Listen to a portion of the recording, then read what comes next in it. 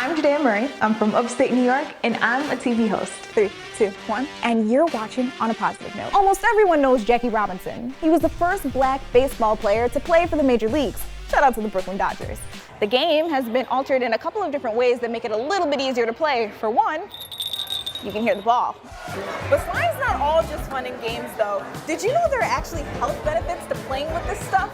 My name is Judayah, and today I'm going to teach you how to get fit through kickboxing, an activity I have never done before, but CKO Kickboxing has locations in New York, New Jersey, and pretty much any other state that you come to visit. Today, we're bringing the big guns out. We're here at the Barclays Center in Brooklyn, New York for the 5th leg of Oprah Winfrey's 2020 Vision Tour.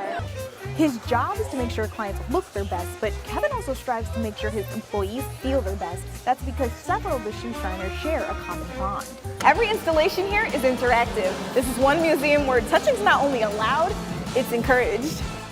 My next tip is for if you just rolled out of bed and you don't have time to get ready before class. Take a look. If you go next to the video icon and change your video settings, you can touch up your appearance. Did you guys realize right away how impactful that is? Because I'm just thinking to myself, I know a lot of small business owners do not get that many orders in a day, let alone a weekend. A nonprofit called 100 Hispanic Women of Westchester is making sure this type of upward mobility is available to girls through scholarships. News 12 met one of their 10 remarkable recipients this year. And on that note, thank you for embracing all of this positivity with me. Remember that all news is good news here on A Positive Note. I'm Judayah, and I'll see you next time. Now to all you boss babes out there, allow me to introduce you to the OG girl boss. In 1972, Katharine Graham became the first woman to become a Fortune 500 CEO. This is Katharine, who went by Kay. She was raised in Mount Kisco, New York. Now in 1972, she took over her family's newspaper, the Washington Company, but you probably know it better as the Washington Post. Now while Katharine was the CEO, the Washington Post flourished. Remember the Watergate scandal? Yeah, that was Kay. Under her leadership, the Washington Post was the first to break that story to the world. And that, ladies and gentlemen, was your feel-good fact.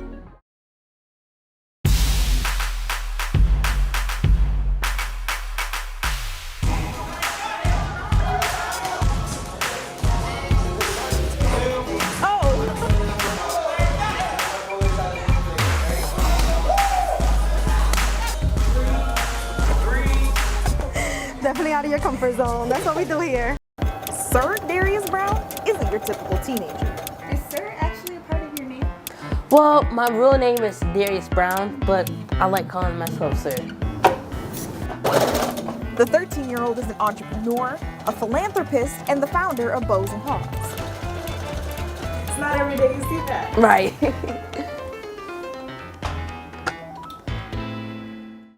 I scream. You scream. We all scream.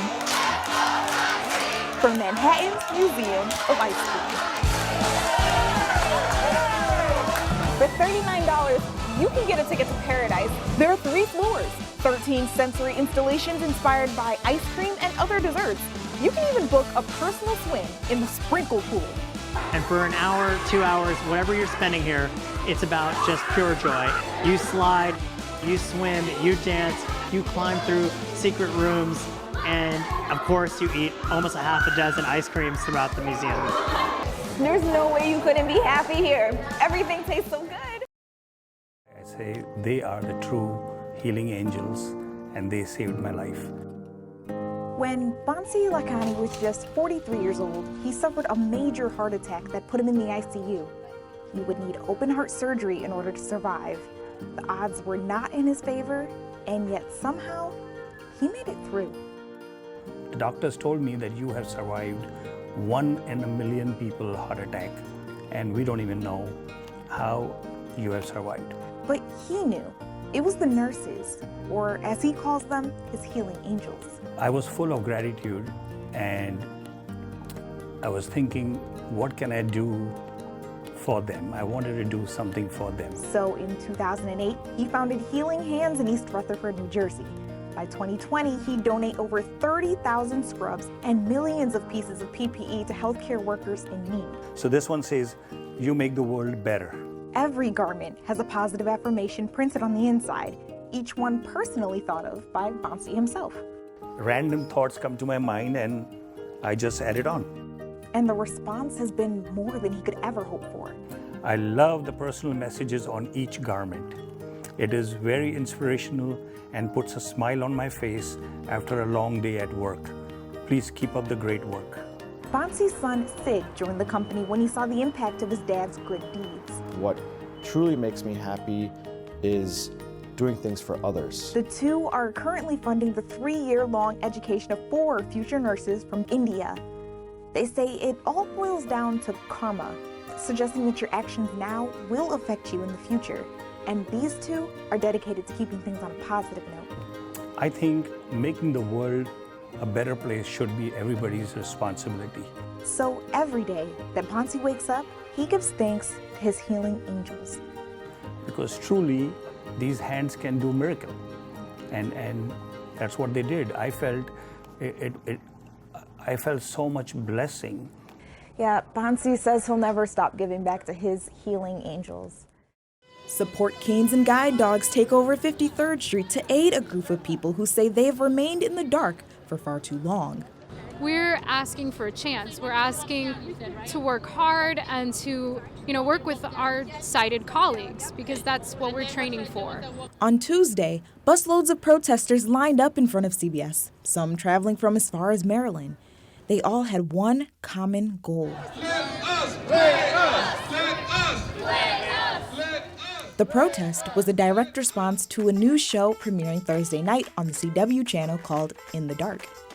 The main character, Murphy, is blind. Sorry. But the actress who plays her is not. And that is wrong. It's like putting a white actor into a black role without auditioning any black performers. It wouldn't be. It's no longer acceptable, and it shouldn't be acceptable for disabled actors.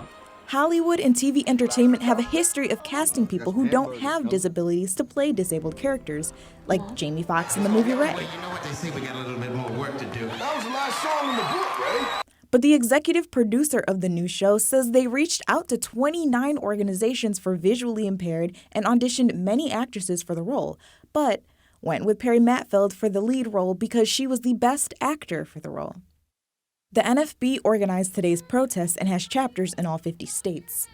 We have a division dedicated specifically to the performing arts, and yet the producers of this program never contacted us. So we are not impressed with the number, and it doesn't look to us like they made a very thorough effort. Though the lead actor isn't blind, at least 2 others involved in the series are: a show writer and 19-year-old Callie Walton, who has a recurring role, according to IMDb. None of this should be an issue, according to one theater director who works with disabled actors. Ultimately, I don't see a problem with a non-disabled person playing disabled as long as you cast disabled people to play non-disabled roles. We're not there yet. But this crowd isn't ready to stop until we are. We'll come back again if we have to. This is just step one of trying to really engage the industry in a big way to get them to understand that we're tired of this idea of respectful portrayal. It's time to let us play us.